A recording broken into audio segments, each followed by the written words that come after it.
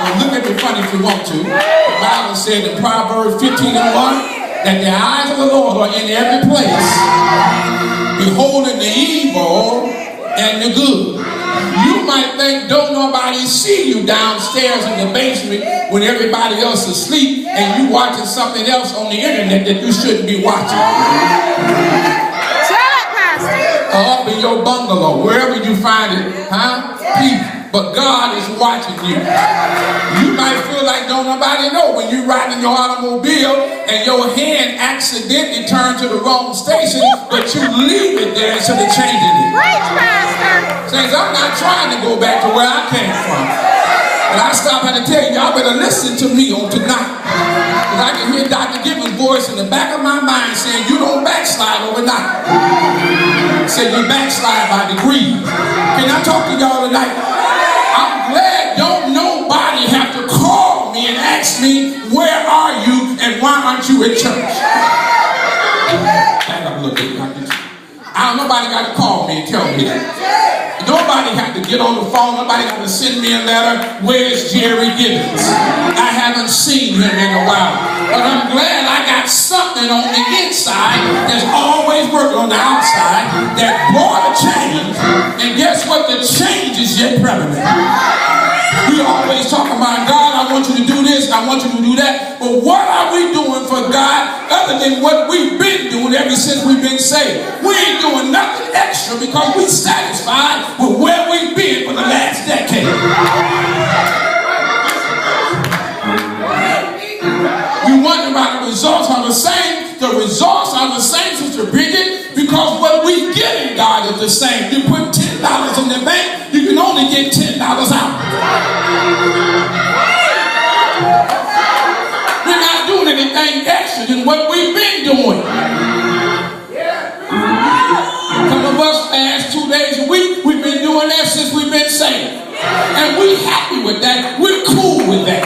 Right, Pastor. But that's not enough. Not enough. And there I said some of us don't even fast at all. Right, you're right, Pastor. Tell it. Tell it. I like when y'all sit looking like Tell it, y'all Pastor. Y'all make me want to preach. Preach, Pastor. So we're not doing anything different than what we've been doing. To me, it's more than just walking around like a flash in the pan. God ain't even concerned with that. God is concerned with the inner man.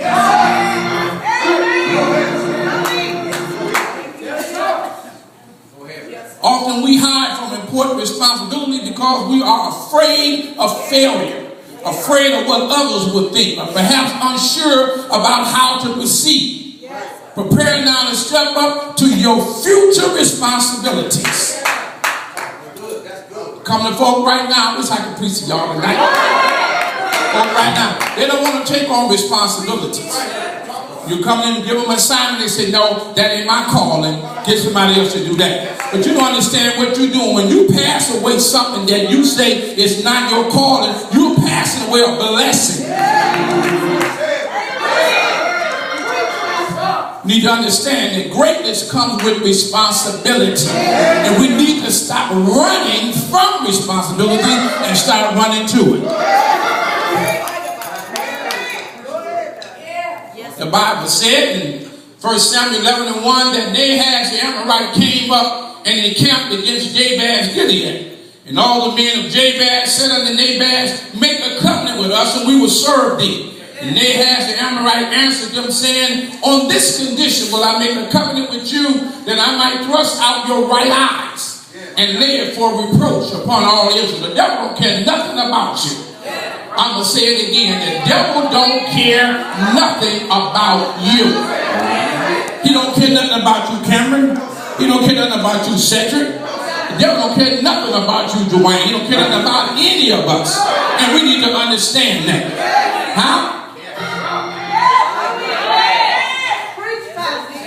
And the elders of Jabez said unto him, give us 7 days, respite that we may send messengers unto all the coasts of Israel, and then if there be no man to save us, we will come out to thee.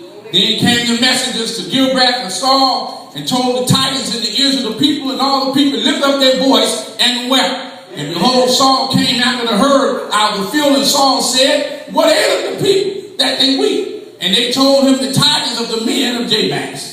The Spirit of God came upon Saul when he heard those tidings, and his anger was kindled greatly. There's nothing wrong with getting angry, saints. Sometimes you have to put your foot down. I know you got children, sometimes you talk to them in a nice way, they ignore you. So then you have to yell at them.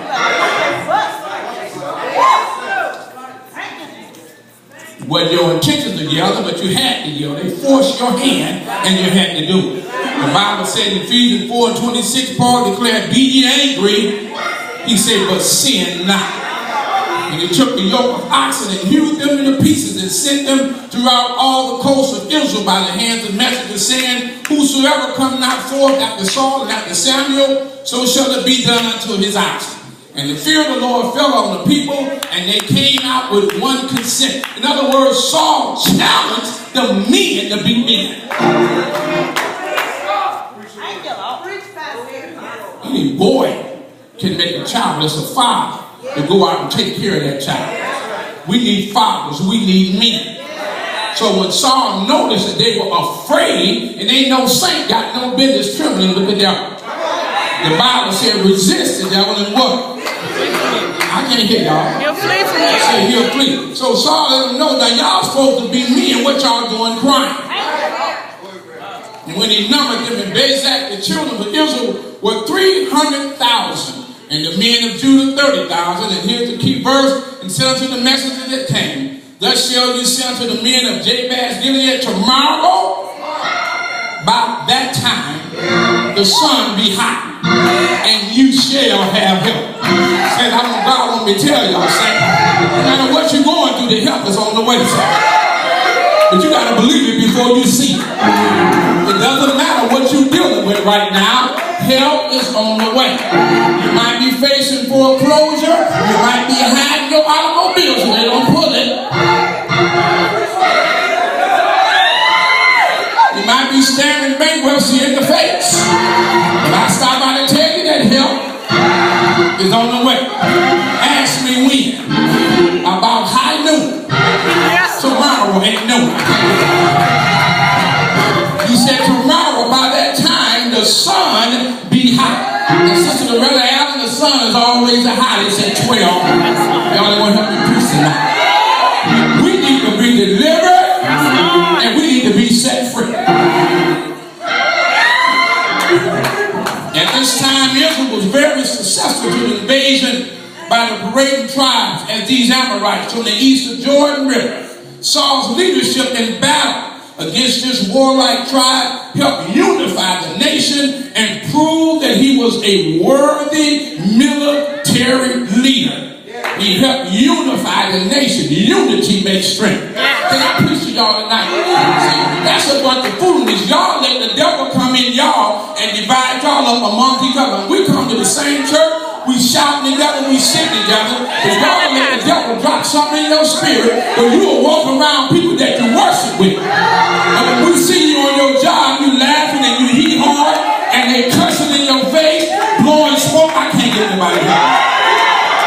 But we'll come to, I'm going to preach to somebody tonight. But Sister Sean Foster, we'll come to the church of God. Y'all hear me? And say we got the Holy Ghost. I don't know what kind of Holy Ghost you got that allow you to walk around somebody won't even speak to them. Tell it. You can't speak in tongue and don't speak to me. Tell it, Pastor.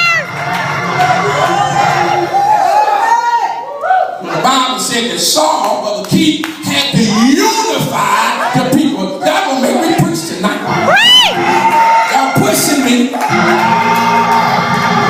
Y'all keep sitting right up down there. I'm going to preach something y'all feel for a minute. Saul had to unify the nation. And I need y'all quote the scriptures. If you ain't living the scriptures, go somewhere and sit out. Right. Don't even dance. Don't shout. Don't clap your hands. Don't testify. Sit down.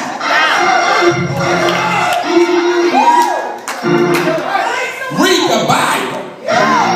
Psalm 133 and 1. Behold how good it is for brethren and not sisters too. Yes, sir. Dwell together in unity. One thing I can't stand is to see a soul